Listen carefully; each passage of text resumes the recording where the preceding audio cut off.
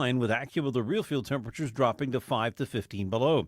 Mostly cloudy, breezy, and frigid tomorrow. The high just 14. Real fields remain below zero.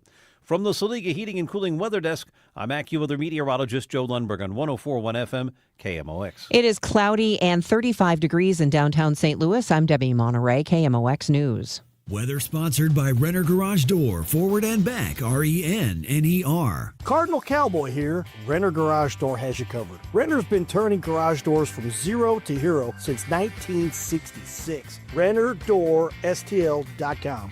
RENNER, RENNER.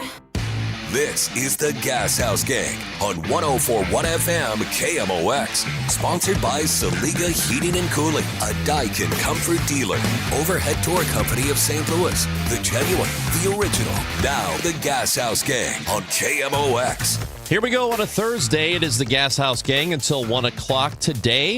It is Bernie Miklas with me. I'm Chris Ranji. We are glad you are with us. We're going to talk to Jay Jaffe of Fangraphs. Carlos Beltran, formerly of the St. Louis Cardinals, spent a couple seasons here in town as a member of the team, was officially elected to the Hall of Fame, so he will be inducted this summer coming up.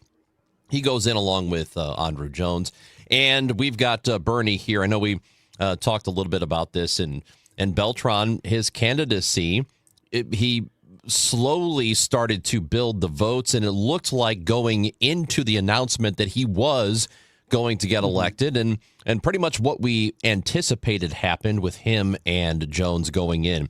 Right thing to put in, Carlos Beltran? Yeah, because I mentioned the other day, and I know some really dislike me for this, but I think the Hall of Fame is a museum, and I treat it as a museum. And the reason I gave up my Hall of Fame vote is because I didn't want to be a security guard for the Hall of Fame.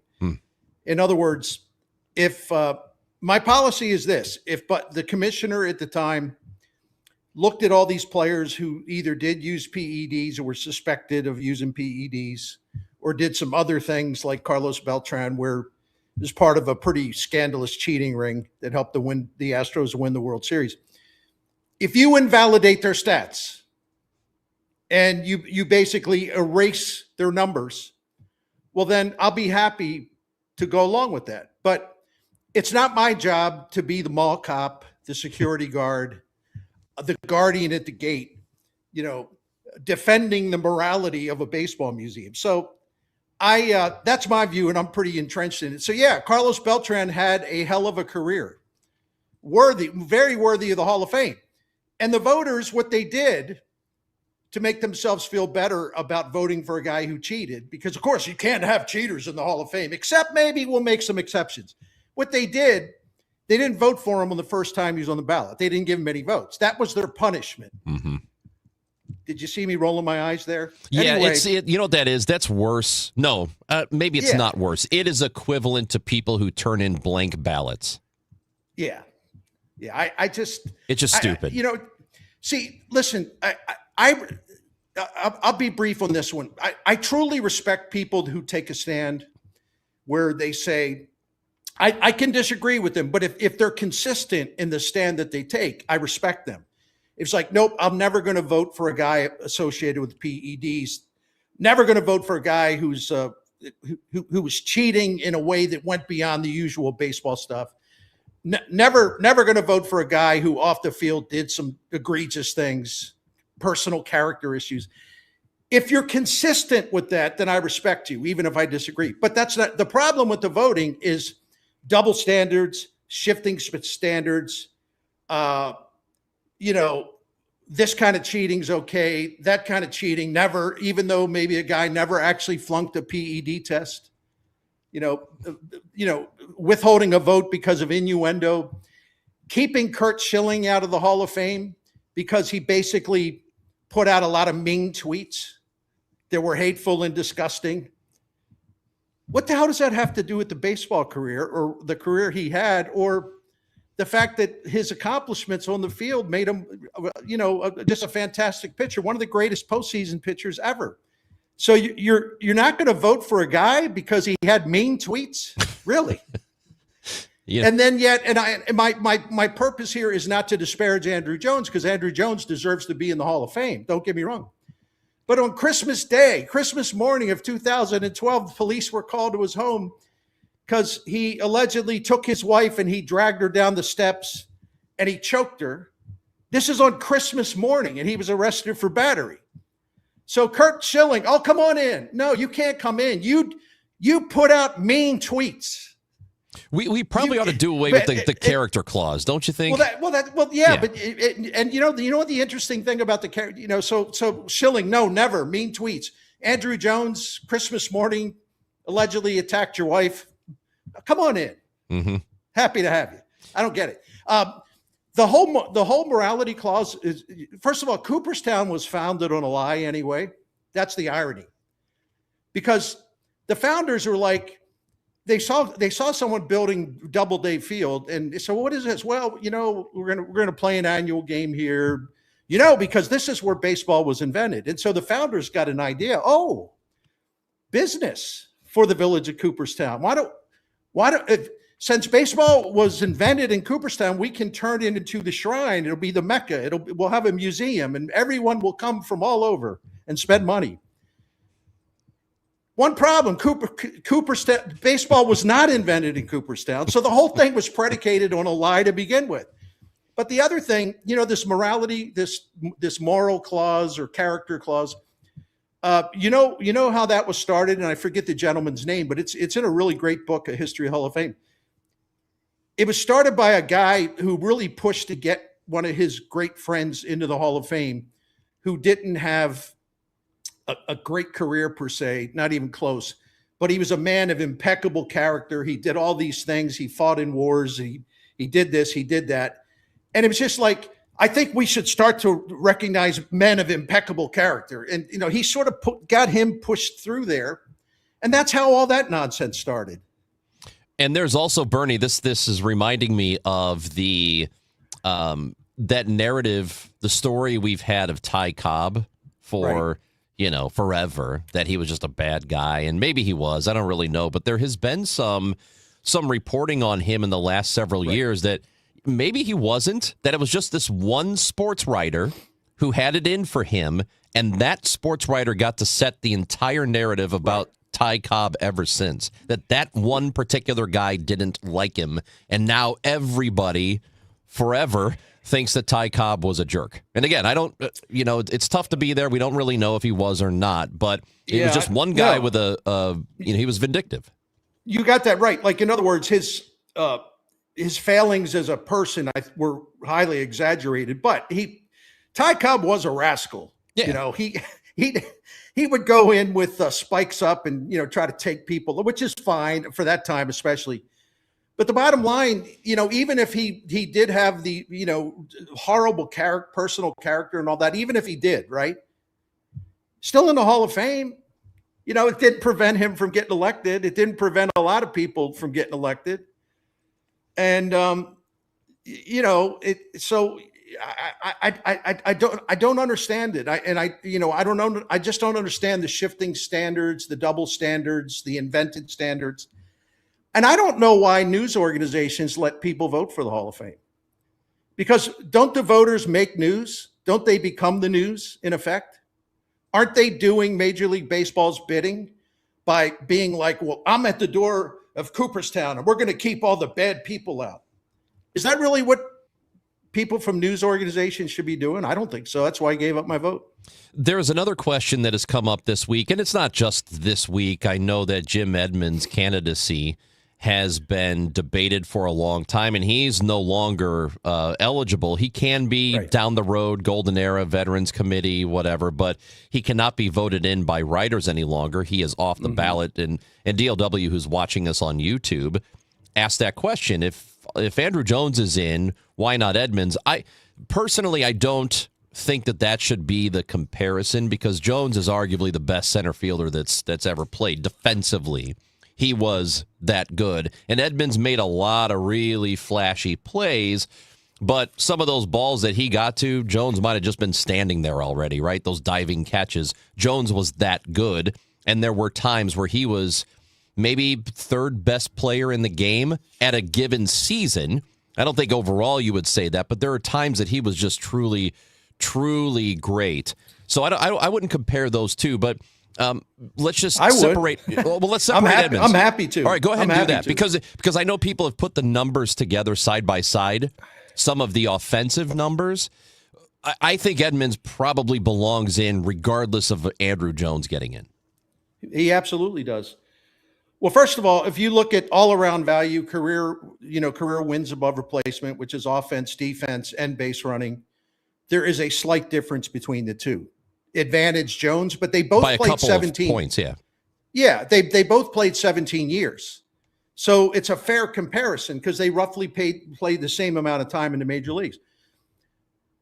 Andrew Jones, his career wins above replacement is about 2.3 or 2.7 more than Edmonds. Right. However, if you look at batting average, Edmonds' career batting average, way above Jones. On base percentage, above Jones. Slugging percentage, way above Jones.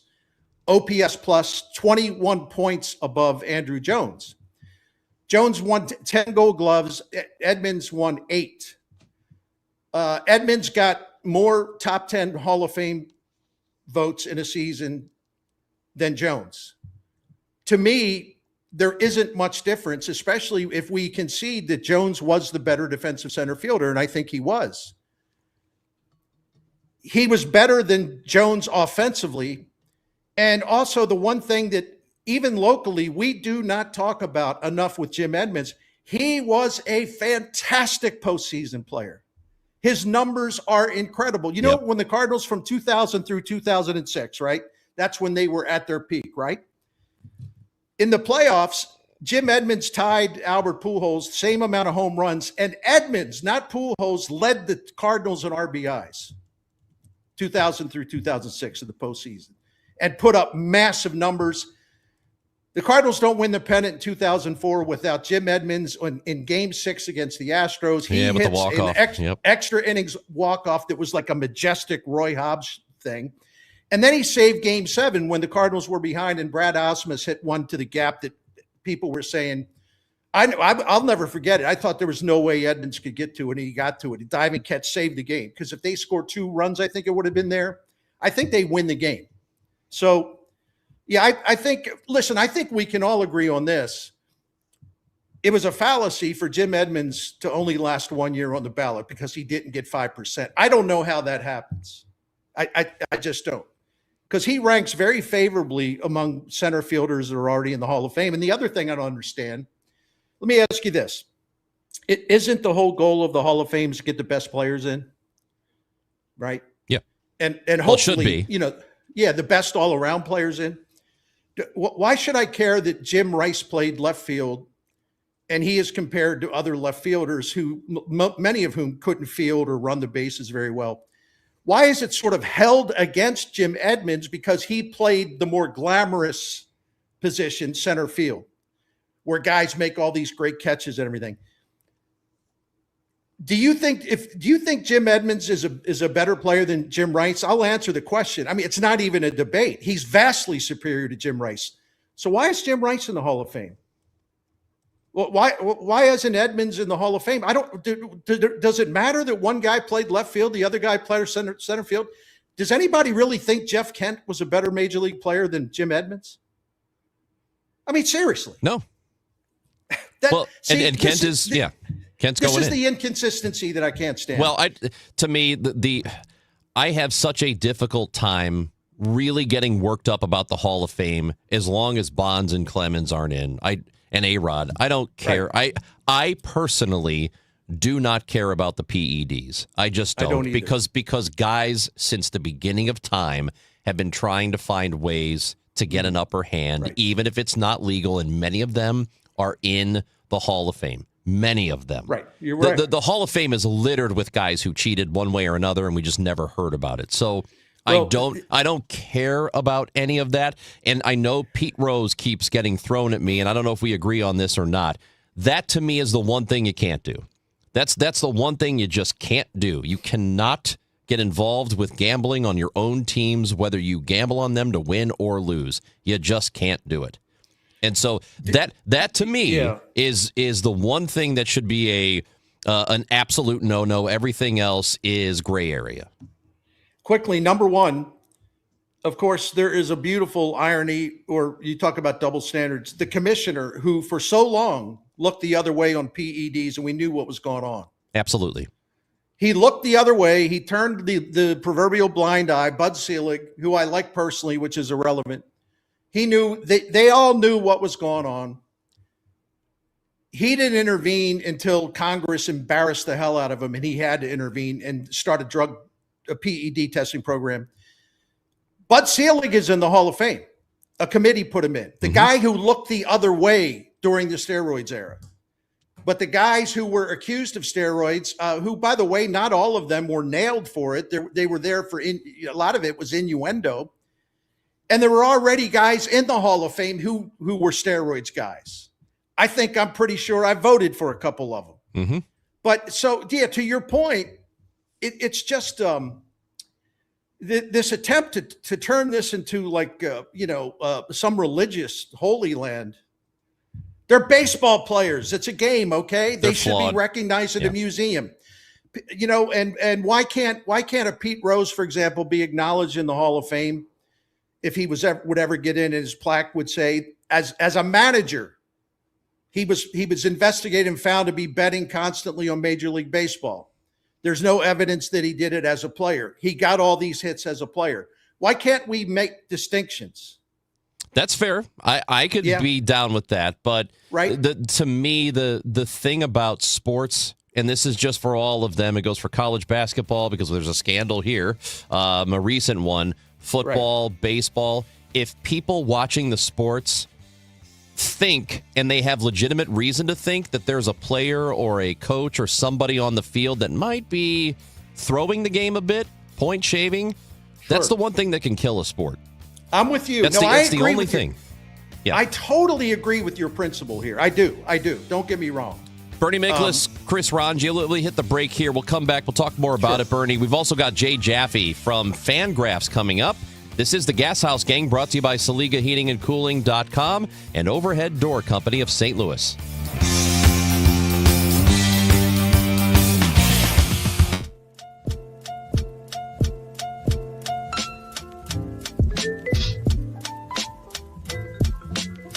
Now, a KMOX pioneer. Before he became a national icon, Harry Carey electrified St. Louis baseball on KMOX. With boundless energy, raw emotion, and his signature Holy Cow, Carey brought Cardinals baseball to life for millions across the Midwest. Slow ball swung on, a drive, back to left. Way back is Brock, he jumps. Holy cow, did he make the catch or not? Yeah, he's got the ball. The game is over. The power of KMOX's signal, paired with Harry's unforgettable personality, helped create one of the strongest team broadcaster bonds in sports. This is Harry Carey with Jack Buck and Jerry Gross. His bold, candid style made him one of America's most colorful broadcasters and a defining voice in the early era of KMOX sports. Harry Carey, a KMOX pioneer. This is the story of the one.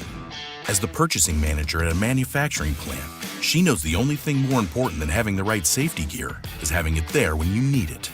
That's why she partners with Grainger for auto reordering, so her team members can count on her to have cut-resistant gloves on hand, and each shift can run safely and efficiently. Call 1-800-GRAINGER, click Grainger.com, or just stop by. Grainger, for the ones who get it done. Are you 50 or older? This news is for you. The CDC recommends you get vaccinated against pneumococcal pneumonia. Even if you're healthy, your age puts you at risk. People 50 or older are over 6 times more likely to be hospitalized with pneumococcal pneumonia compared to adults 18 to 49. Just one shot can help protect you. Learn more and schedule at vaxassist.com. That's VAXassist.com.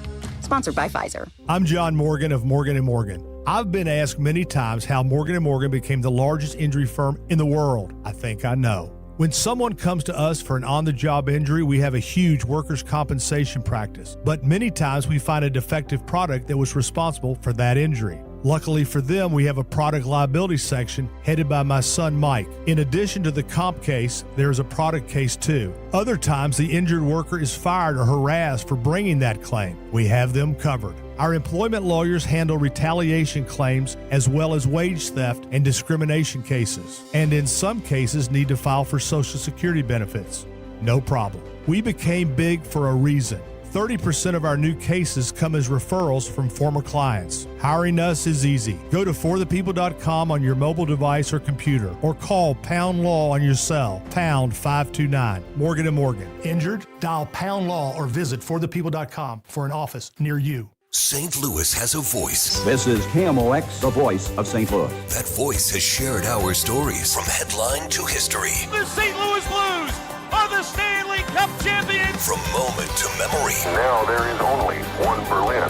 Among those voices, Wendy Weiss. We'll have more on the troop deployment to Bosnia. Working at KMOX is an honor and a responsibility to represent this community. It's one we take seriously. KMOX, the voice of St. Louis. This is Mike Grimm, former host of the KMOX Sports Open Line. Congratulations to America's greatest radio station, 100 years strong as the voice of St. Louis. Gashouse Gang today. It's Chris Ranji. That's me, Bernie Miklas. Brought to you by Saliga Heating and Cooling, a Daikin dealer. We've got Jay Jaffe from Fangraphs coming up in just a moment. You had a thought that you wanted to finish up on as we talked about the Hall of Fame, Bernie, and guys who get in and don't and the reasons they don't. Yeah, no, I think I've been bellowing enough. I think I've I think keep I'm pretty bellowing. much No, I just it's just very interesting to me that and I was a voter for a long time, and I would rally around when I had a legitimate opportunity. I would rally around players that had been overlooked or forgotten. That I think the fact that there's more ways to research a player's career now. Jay Jaffe is one of the reasons for that, with his JAWS system, which evaluates Hall of Fame candidates. I learned a lot, leaned on Jay Jaffe a lot through the years when I was trying to compare players. Although Jay is more into the fielding metrics rather than the Gold Gloves, and I think that's what differentiates in his mind Jones and Edmonds. But I would always get behind candidates who I thought were not getting enough due, and I would go to the metrics and all of the new stuff that was never available to voters before. I'll give you an example. I was very much like on the Tim Raines bandwagon, and I can name some others, but some players, Bert Blyleven, and when you look at some of these guys, you're like, why are they not getting more than like 18% of the vote? And I think a lot of the younger voters, started to do I do a lot of job bashing the voters, and so I want to praise them. All the new voters, the younger voters, the first-time voters, they are much more open-minded about all this stuff. They don't go just by baseball card stats like the olden days, right? So I do think parts of the process are a lot better than it used to be. But the stuff that's bad about it is, in my opinion, really bad. That's Bernie Miklas. I'm Chris Ranji. Jay Jaffe from Fangraphs. He will be joining us in just a moment. And coming up on Sunday, as you know, conference championship games in the NFL, AFC, NFC, and once again, FanDuel's turning on playoff mode. They've been doing it all playoffs so far. And what this means is every customer gets a profit boost pack every NFL playoff game day. So during the championship round on Sunday, you're going to find a pack that is loaded with multiple profit boosts. They'll be waiting for you in the FanDuel app. So the more boosts there are, that means there are more ways to level up your playoff bets. You can go with the matchup you like. Personally, I really like the Seahawks to win at home over the Rams. I'm not just saying that because, Rams. I mean it. I think the Seahawks win that one. I think they cover. You can also take your shot on an upset or build a parlay, whatever you're feeling like doing, then apply your profit boost and go after even bigger payouts. Just go to FanDuel.com/Missouri. It's FanDuel.com/Missouri. Grab your profit boost pack every NFL playoff game day. Must be 21 and over, present in Missouri, opt-in required. Bonus issued as non-withdrawable profit boost tokens. Restrictions apply, including any token expiration and max wager amount. See terms at sportsbook.fanduel.com. Gambling problem? Call 1-800-GAMBLER. Football season fades into memory. Winter tightens its grip. And then, from somewhere beyond the gray, a sound breaks through. Pitchers and catchers report. Baseball takes back center stage. Hope returns, guiding you through it all.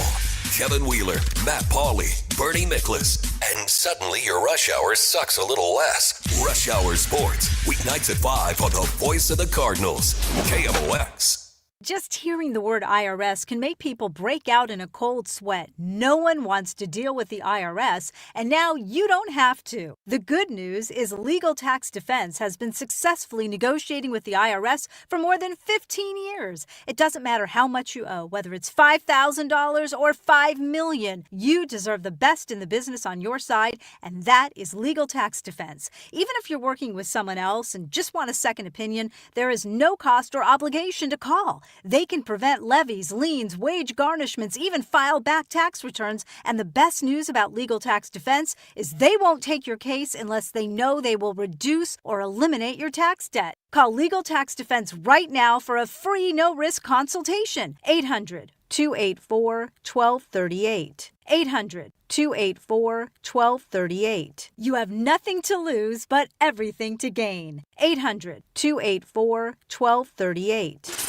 Now, KMOX weather from the Saliga Heating and Cooling Weather Desk. 38 degrees and sunny in St. Louis. The high today is going to be 40, a low of 10. We've got the winter storm watch and the cold weather advisory that will be in effect over the weekend. The weather brought to you by Overhead Door Company of St. Louis. Need a new garage door? Entries are open now for the $5,000 sweepstakes at Overhead Door Company of St. Louis. Enter now at overheaddoorSTLouis.com. Deadline to enter is the end of the month. You can't win if you don't enter at overheaddoorSTLouis.com. Want to build income without a second job? Learn how real estate investing can help you create extra income one step at a time with Lifestyles Unlimited. Text radio to 88007. That's RADIO to 88007. Presented by Lifestyles Unlimited. Thank you, St. Louis, for making Genesis of St. Charles your most trusted and #1 Genesis dealer in Missouri for 2026. We know your time is valuable. That's why every purchase comes with 3 years of complimentary Genesis Service Valet. Unlock your e-price and save. That means complimentary vehicle pickup and delivery, plus a loaner vehicle at no additional cost. Or want something new? We'll bring the test drive to you. Visit genesisofstcharles.com today. Based on GMA sales records for 2025. See dealer for details. Friday night, it's men's Billikens basketball action as they take on St. Bonaventure. Pre-game 4:15, tip at 4:30 on your home for Billikens basketball. KMOX.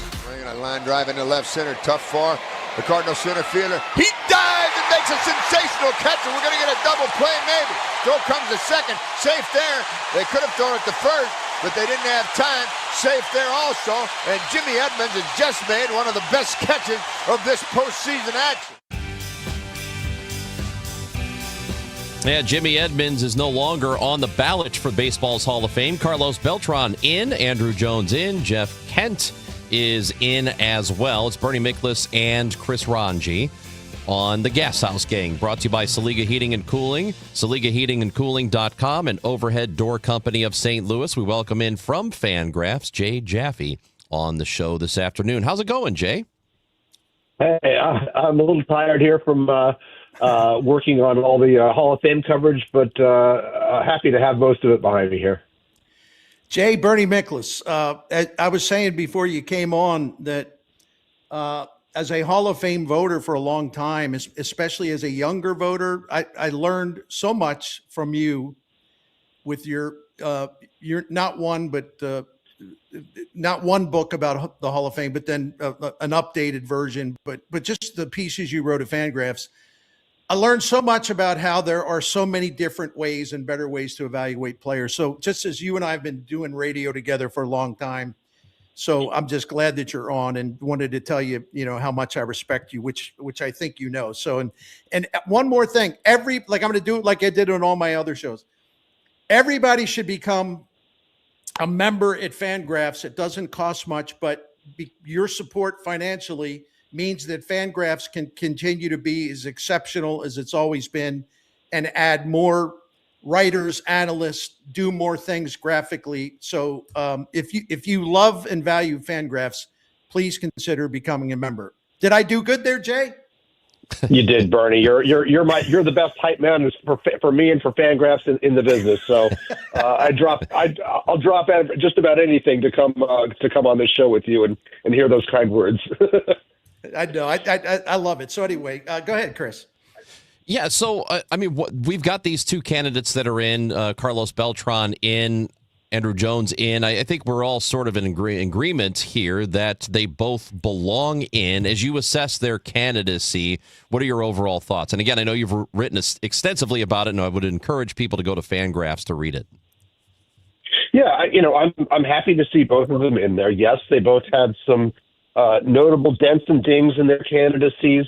Carlos Beltran had to overcome the anger and resistance that came with his being identified at the center of the Astros 2017 trash can banging scheme.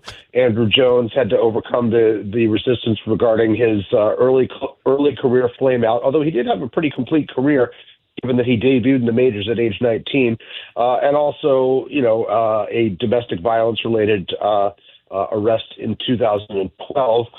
Those are not easy obstacles or easy things to reckon with when you're assessing a Hall of Fame candidate. And, I understand why people would be holdouts on them, but, I think from a performance standpoint, I think they both fit. They are not necessarily the second coming of Ty Cobb or Willie Mays, but I have them 9th and 11th all time, Beltran 9th, Jones 11th, in my JAWS system among center fielders. And to me, those are obvious Hall of Famers. So I'm glad to see them both make it. Jay, the one thing, and I can again attribute this to you because I go on these deep dives researching players, and I think we all would agree that Jim Edmonds, what happened there was just so wrong. The fact that he got 2.5% of the vote and dropped off the ballot in 1 year. But as I keep looking at his case, and I hope you trust me when I say I'm not being a homer, I keep looking at Jim Edmonds' case, and I know that the metrics in terms of defensively, really favor Andrew Jones. But I also know, defensive runs saved did exist, did come into being at 2003, and it's an important metric. But it also didn't include, some of the great defensive years that Edmonds had. And Edmonds was even above defensive run saved through 2005. And he admittedly went over a cliff defensively in his final few years. It was not a pretty sight. But I look at him and Andrew Jones, and, I see,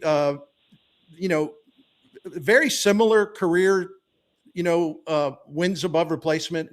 They both played 17 years, so it's a good comparison. I see over 17 years that, Edmonds had a higher batting average. His OPS plus was 21 points higher than Jones, 30 batting average is 30 points higher, on base percentage 39 points higher, slugging 41 points higher. And that's also Jim Edmonds' postseason career, which was epic. I mean, just incredible from 2000 through 2006. I just don't understand why. And, there seems to be such a gap between the two, and it's a gap that I don't really see. I don't know. Enlighten me or tell me I'm wrong. That's cool. I love you anyway. But no, what do you think about it? I think it has everything to do with the timing in which Edmonds hit the ballot. When he was a candidate in 2016, I believe it was, he came on the ballot in 2016. We had a jam-packed ballot. I have 11 candidates who met or exceeded the JAWS standards at their position, and 14 who exceeded 50 JAWS or 40 for catchers, which is where it starts to get interesting enough that you're looking at other things besides JAWS to say this guy, really is an obvious Hall of Famer. That's more than you could fit on a ballot. And, like Kenny Lofton in 2013, the year that Bonds, Clemens, Sosa, Schilling, Piazza, and Biggio all landed on the ballot, there just wasn't room to consider Jim Edmonds in 2016. Those ballots were overcrowded, particularly because, the writers weren't electing the steroid-linked guys, and they lingered on the ballot, and they took away a lot of the oxygen and a lot of space because there were still 40 to 50% of voters, choosing those guys. So I think it's fair to say Jim Edmonds never got a fair hearing. And the way the era committees are set up, a lot of it really does depend on, having made a solid showing on the writer's ballot first. If you are a one and done player, you're almost entirely in oblivion. I think we're sort of spoiled, and particularly in St. Louis, spoiled by Ted Simmons being the first one and done candidate to get into the Hall of Fame via the era committee system. But for the most part, he stands alone. It's rare even to get placement on a ballot, an era committee ballot after that. We saw it happen with Carlos Delgado in this past cycle. We saw it happen with Lou Whitaker half a decade ago. Whitaker hasn't been back, even though he made a solid showing. You're just in a very tough spot there because there are a lot of other candidates who've come and gone. 40%. Jeff Kent, Fred McGriff, guys like that who just who will keep crowding the other candidates out who didn't and a lot of times it's the same people sitting on those committees that assembled the ballots who rejected these guys the first time. So I don't think it's a direct judgment on Edmonds versus Jones. It has everything to do with the timing in which these guys hit the ballot. Jay Jaffe, senior writer for Fangraphs, with us on the Gashouse Gang. The Hall of Fame weekend is the end of July, 24th through 27th. So Beltran, Jones, Kent all going in. Joe Buck is getting the Ford C. Frick Award that weekend. Let me ask you this question, Jay, about the Hall of Fame in general. I personally believe that without Bonds and without Clemens, the Hall is kind of, I just don't care about it until those guys are in it because they deserve to be in it. What do you think people get wrong, whether it's writers or fans?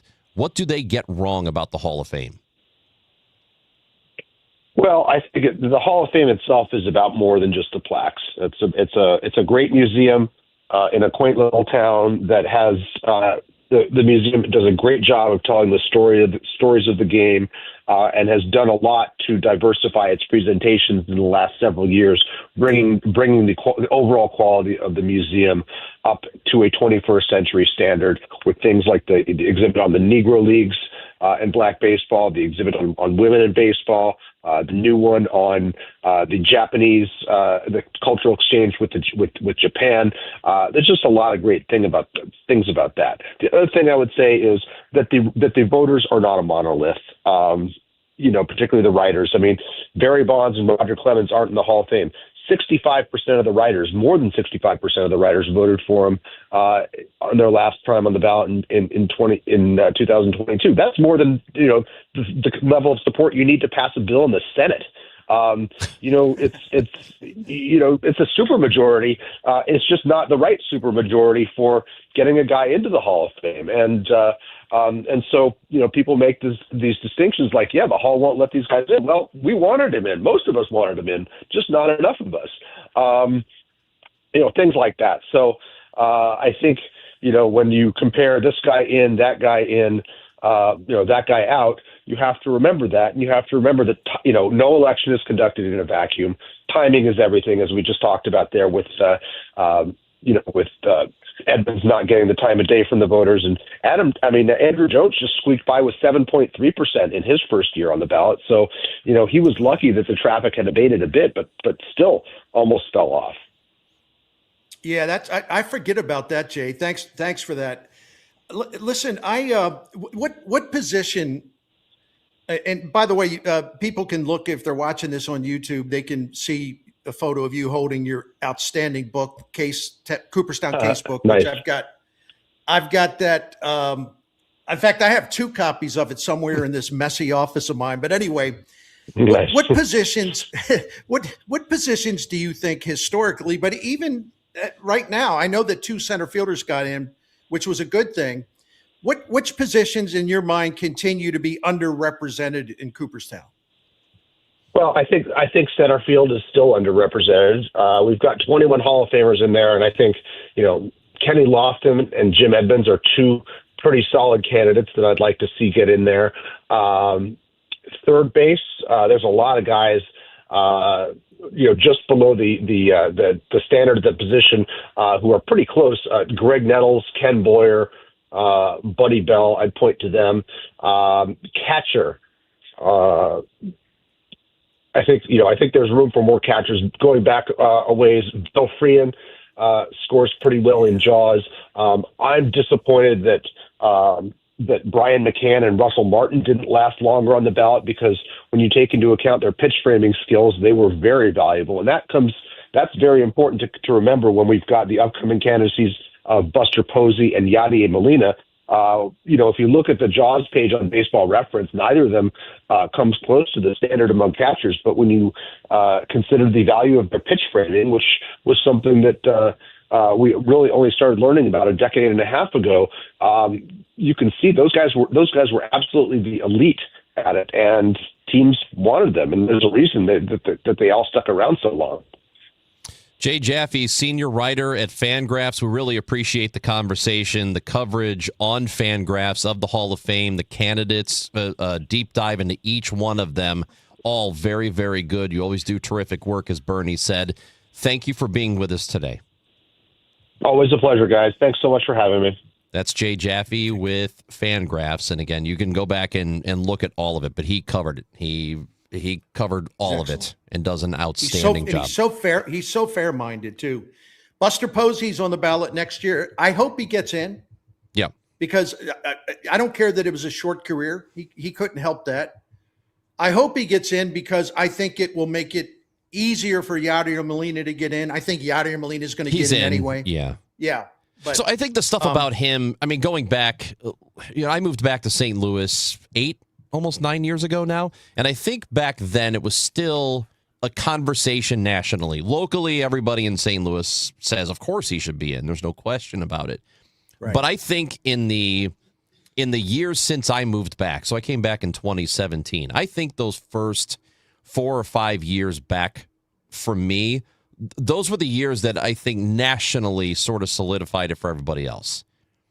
That he's going to get into the Hall of Fame. And I don't think it's much of a debate anymore. It might have been back in 2016. I don't think it is anymore. Yeah, and for a number of reasons. And Jay pointed it to a really important one. For people that are really into some of the deeper dive stuff, which that stuff really does matter. Once Baseball Reference and Fangraphs and others, they updated the pitch framing model. And what happened is Molina and Posey and a couple of other catchers, their value increased specifically because of that one change. And people saw just how great they were at pitch framing. And it was kind of like, wow, I don't see how, I don't know why anyone would not vote for Molina. And there's just a million reasons, but he also, it's really interesting for about a 6-7 year period, because he's a defensive guy. We all know that. But for about 6 or 7 years, maybe an 8-year period, he was like a top 5 catcher offensively in Major League Baseball. He really did have a stretch where he was a really good hitter. And you look at the counting stats are pretty remarkable too. He's where he is on the Cardinals all-time list in certain things. But I don't know. Listen, I think Pudge Rodriguez was the best defensive catcher I've ever seen. I think Molina's right there with him. And one great stat, and tell me to shut up because if you got to go to a break, but one great stat, he was a catcher of the Cardinals 2004 through 2022. That's 19 years. Cardinals pitchers ranked second in ERA over 19 years. Their starting pitchers were second in ERA over 19 years. Let me ask you a question. Did the Cardinals have any Hall of Fame pitchers on the mound during those nights? No. And I'm not disparaging guys like Waino and Carpenter. Don't get me wrong. Molina's impact on pitchers' performance was just absolutely profound. So anyway, and it's measurable too. Bernie Miklasz, as we hit the break here, go ahead and tell everybody about our friends at Saliga Heating and Cooling. My pleasure. Saliga Heating and Cooling, you talk about Hall of Famers, you talk about legends. The Saliga family continuously has owned Saliga Heating and Cooling for 100 years now. Go all the way back to 1927. All the St. Louis families that have been calling them, generations. And Dan Saliga is the fourth generation owner, operator of this proud family business that's got the highest standards and best service and in town. And they've proved it, for 100 years. I think that's a large sample size, as we would say in baseball. So this Daikin Comfort dealer is who you should call when something is wrong. You don't know what's up. You don't know what to do. Who will help me? Who can I trust? The Miklasz family's been calling Saliga for 18, going on 19 years now. And I can tell you 100% trustworthiness. They don't hustle you. They don't try to talk you into stuff. They take their time. They explain your options. They'll try to save you money. And you'll never feel pressured into doing something you're not comfortable doing. They are a phenomenal family business in St. Louis. So please support them. And if you want to find out about all their services and get the phone number and all that, just go to SaligaHeatingandCooling.com. Two legendary bands, one massive night of classic rock. Foreigner, performing the songs that defined a generation. You're as cold as ice. And Leonard Skinner, bringing Southern rock anthems to St. Louis. Foreigner, Leonard Skinner, coming to Hollywood Casino Amphitheater August 6. Tickets on sale now at Ticketmaster.com. For more information, KMOX.com/events. I'm Dave Glover, and I see clearly now thanks to the doctors, Dr. Greg Birdie, Ranjan Malhotra, Robert Brusati, and Andy Royer. You can too. Just go to youreyedoctor.com. What is it that makes the all-new Hyundai Palisade Hybrid an incredible SUV? Is it the spacious interior that's comfy for the whole crew? Or the capability to go off-road? Maybe it's up to 600-plus miles of range. What if it's all of that and more? What is it then? The all-new Hyundai Palisade Hybrid. So much more than just another SUV. Visit HyundaiUSA.com or call 562-314-4603 for more details. My name is Whitney Allen. I am a widow. My husband Ryan died. We never thought in a million years we'd have to use life insurance. The unexpected happened. With Ethos, it is so fast and easy. It's 100% online. You can get a quote in seconds, apply in minutes, and get same-day coverage. No medical exams, and you can get up to $3 million worth of coverage through Ethos. Get your free quote at ethos.com/radio. That's ETHOS.com/radio. Time spent on application may vary. Online health questions required. When it comes to planning your retirement, there's a lot to think about. Portfolio management, tax planning, and retirement income just to get started. Steve All and his team at the All Financial Group focus on those things and more. Their goal is to help you achieve your goals. Call 636-230-8824 or online, yourmoneymattersstl.com. Investment advisory products and services made available through Impact Partnership Wealth, LLC, IBW, a registered investment advisor. Insurance and annuities offered through Steve All, NPN number 153-07419.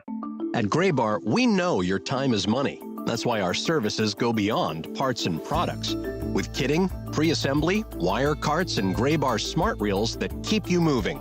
We stage materials and manage logistics so you can spend less time sorting and more time installing. And with locations nationwide, we deliver when and where you need it, working to make your job easier every step of the way. Yep, Graybar does that. Now, back to the Gashouse Gang, sponsored by Saliga Heating and Cooling, Overhead Door Company of St. Louis, on 104.1 FM, KMOX. Chris Ranji and Bernie Miklasz, who's brought to you by Saliga Heating and Cooling, a Daikin dealer with us today on the Gashouse Gang. We'll be back tomorrow at 12 o'clock. Mike Claiborne is in. Matt Pauley is in for that as well as we lead you into the weekend and into conference championship weekend, Bernie. And the Rams have advanced. They got past the Bears. They'll be taking on the Seahawks in Seattle. That's the later game in the NFC Championship. Prior to that, the Patriots and Broncos. So here you go. Both one seeds have advanced to this weekend. The Patriots are trying to... We might have a Patriots-Rams Super Bowl. I don't know if I can handle that. Listen, I wish Bo Nix wouldn't have gotten hurt because I think it would be, I think he's kind of an underrated quarterback because it's me with the stats, and I'm not going to read any, so you can take a sigh of relief there. But I love your stats. Come on. His performance, like late in games, and his performance on third downs, fourth downs is really, really good. He's also inconsistent. But Jarrett Stidham has started, I think, I don't know how many NFL games, but he hasn't started a game in 2 years. He hasn't thrown a pass in a regular season game this year. It's a tough ask because the Patriots play really good defense. And the one weakness they had was their rush defense for a while until they got some injured players back. And now they're really great against the run. So I think Denver's going to have to rely on the run a lot. And frankly, their running game has been mediocre. And one of the reasons why their running game did get a boost is because Bo Nix was such a great scrambler. So that's going to be a tough one. That's going to be a real tough one for Denver. Although Sean Payton is a great emergency coach. Yeah. Like remember Taysom Hill, I think is his name. Taysom Hill. Yeah. With the Saints. Yeah. When Drew Brees got hurt one year, Hill was like 5-1 as the starter. I mean, Peyton does a great job of like getting the backup quarterback ready. So we'll see. But in the other game, man, I just have a hard time thinking the Rams, even though they played Seattle really tough during the regular season, I have a hard time seeing them getting by a Seattle defense that is just crazed. It's incredibly good. There are no weaknesses. So Sam Darnold would basically have to screw it up, the Seattle quarterback. And Darnold's played well, but Stafford's a better quarterback than Darnold is, but that's probably not going to be enough, especially in that building. I thought of you the other night. I should have texted you, buddy. I'm sorry. I was going through it. I can only imagine. I said to my wife, I said, poor Ranji. Caleb made that play, and I thought, oh, my God, this is a charmed season. Yeah. What was your opinion? And again, tell me to shut up. I know we got to go here. But you and I haven't had a chance to chat about this, even off the air. Do you think that a lot of people thought that the coach should have gone for 2 after that miraculous touchdown? I said it in the moment, and I felt like I was being a little flippant about it. And thinking about it more, you get the tie. You're at home. I don't know if you want to play. And they were so bad in short yardage that game that I don't know that you want to play around with that in that moment. Because if he loses it, they don't convert on that 2-point conversion, then you're really getting roasted by people. No, that's right. But I said it in the moment. I said, just go for it because I don't want to deal with overtime in this team. I just don't want to deal with the Rams. But I don't know that was it felt irrational when I said it in the moment. No, but a lot of people thought he should have done it. No, you hashed that out correctly the more you thought about it. Let me tell you something, man. This isn't just because you're my friend. The Bears are going to be monsters going forward. Bernie, I trust you. They are going to be a great football team. I trust you. You better be right, man.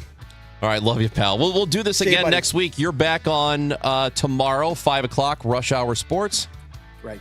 All right, we'll be listening in. Thank you, Bernie. Thank you. That's Bernie Miklasz. I'm Chris Ranji. This show is back tomorrow at 12. Mike Claiborne, Matt Pauley, and me. We hope you'll be listening in from 12 to 1 every weekday on 104.1 FM KMOX. It's the Gashouse Gang.